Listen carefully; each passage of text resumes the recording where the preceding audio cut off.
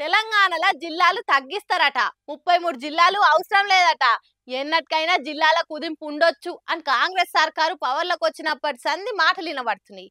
ఇప్పుడు ప్రతిపక్షాలు ఈ ప్రచారాన్ని ఇంకింత ఉరికిచ్చే పని ముంగటేసుకున్నట్టు తెలుస్తున్నది. మనకు 33 జిల్లాలు ఎందుకు, 17 జిల్లాలు చాలు అన్న ఆలోచన చేస్తున్నదట సర్కారు అన్న మాటలు శానొంతుల సందేహం పడుతున్నాయి.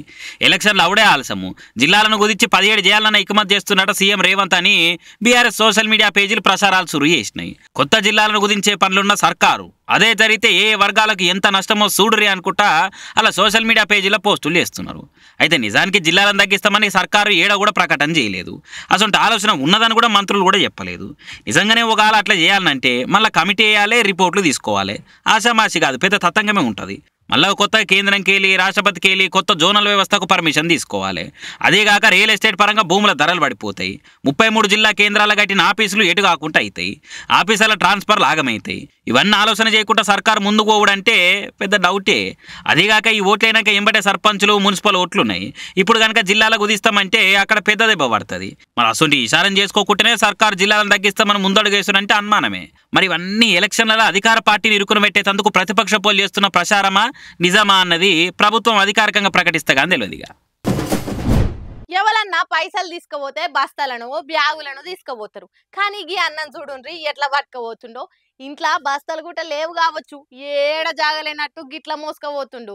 ఇంకా అన్న తెలివి చూడుండ్రి, బండ్ల మీద కార్లలో పోతే పట్టుకుంటారు, నడుచుకుంటా పోతే ఎవ్వరకు దొరకని స్టైల్గా వాకింగ్ చేసుకుంటా పోయి అడ్డంగా బుక్ అయిండు.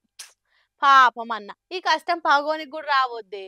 వా అన్న వా వా, ఏమన్నా తెలివా? గీ తెలివేదో చిన్నప్పుడు చదువుల పెట్టినా అయిపోగదనే అందరితో సెల్యూట్ కొట్టించుకునేటోనివి. కానీ ఇప్పుడు చూడు, సెల్యూట్ కొట్టేటోళ్ళకి దొరికిపోయినావు. అయ్యో, ఇప్పుడు ఎలక్షన్లకు ఓట్లు మలుపుకొనికే పైసలు వంచే కార్యమోటి పెట్టుకుంటారు కదా లీడర్లు. ఇక సీదా ఆలే బర్లకు దిగకుండా అలా బంటులను దింపుతారు రంగంలకు. గిట్లనే గీ అన్న పైసలు వంచే కార్యం ముంగటేసుకుంటూ అలా లీడర్ కోసం అందరు బ్యాగులు బస్తలు సంచులల్లా తీసుకుపోతే అన్న బనీన్నే ఓ బ్యాగ్ లెక్క గుట్టించుకొని అలా దాచి పెట్టుకొని వెళ్ళిండు. అందరి లెక్క బండ్ల పోతే దొరికిపోతామని తెలివి వాడినోని లెక్క జబ్బలు ఎగరేసుకుంటా నడుచుకుంటూ వెళ్ళిండు.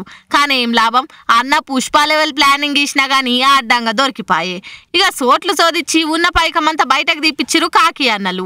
కానీ అన్న బయటకెళ్లిన ముహూర్తము బాలేనట్టుందిలా. వస్తప్పుడు నల్ల పిల్లి గిట్టేమన్నా అడ్డం వచ్చిందా ఏంద్రా గిట్ల దొరికిపోయినావు అని తిట్టి వస్తున్నారట అన్నకు పైసలు ముట్టగట్టినోళ్ళు. తెరా పైలమే గీ తీర్ల ప్లానింగ్లు ఏమన్నా చేసేటోళ్ళు ఉంటే మానేసుకోర్రిగా. అనవసరంగా కుట్పిచ్చే బనీన్లకు పైసలు దండుగా, అనవసరంగా కుట్పిచ్చే బనీన్లకు పైకం దండుగా. పుష్పాల అల్లు అర్జున్ కూడా గీ లెవెల్ ప్లానింగ్ ఇస్తందుకు ఆలోచన రాకుండొచ్చు అనుకుంటా హెచ్చరిక మారుతున్నారు అన్న పనితనం చూసిన నెటిజన్లు.